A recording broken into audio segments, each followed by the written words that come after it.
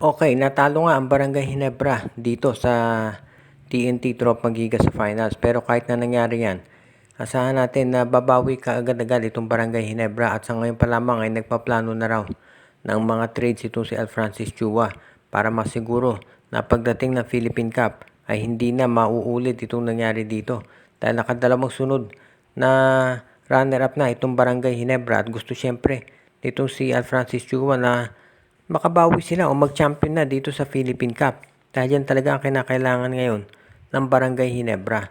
Dahil of course alam natin na, na itong si SMC Big Boss Ramon Ang ay nagbigay na ng marching orders para wag matuloy yung Grand Slam ng TNT dahil karibal nila siyempre kumpanya yan, yung SMC at MVP.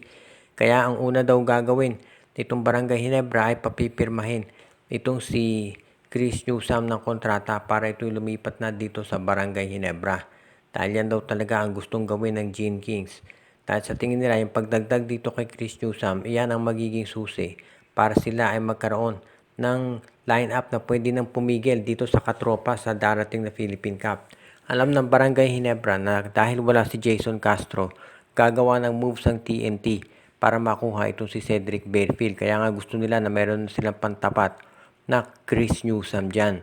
At iyan daw ngayon ang gagawin talaga ng Ginebra. Kukunin na ito si Chris Newsome para masiguro na hindi matutuloy itong plano ni Coach Chot Reyes.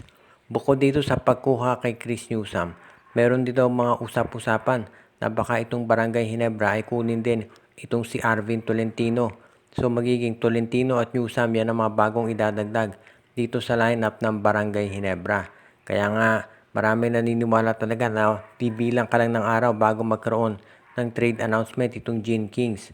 Dahil syempre, malapit na rin itong Philippine Cup at alam ni Coach Tim Ko na wala silang oras para sabihin nga nating manghinayang dito sa nangyari sa Game 7 at kinakailangan lang talaga nilang gawin ay sabihin na nating tapusin itong memorya nung nangyari dito sa Commissioner's Cup at magprepara na para sa Philippine Cup. At ang pinakamagandang preparasyon dyan na nilang gagawin ay syempre kumuha ng mga players na kinakailangan para mapabuti yung kanilang roster.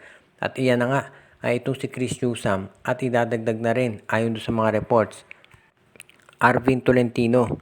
Kung may Arvin Tolentino ka na at Chris Newsome, covered na lahat ng posisyon dito sa Barangay Ginebra. Kaya nga maraming naniniwala na ibubuhos talaga ni Alfrancis Chua lahat ng resources niya dito sa Ginebra para masiguro na sila ay magiging champion dito sa Philippine Cup. Medyo nabigo sila dito sa Commissioner's Cup pero gagawin daw ni Alfrancis Chuma ang lahat para sa darating na Philippine Cup hindi ito mauulit. Of course, alam natin na kinakailangan ding pagtuunan ng pansin ni Alfrancis Chua ang San Miguel dahil yan ang flagship team nitong SMC. Kaya marami tayong pwedeng abangan na trade.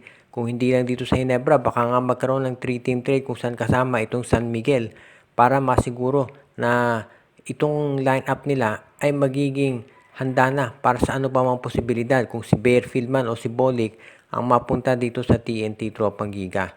Kung ikaw ang Barangay Ginebra, kinakailangan mo na lang siguro magpahinga ng ilang araw. Pagkatapos, ito magiging ready na yung mga major announcement para sa pagpirma ni Chris Newsome dito sa Gene Kings.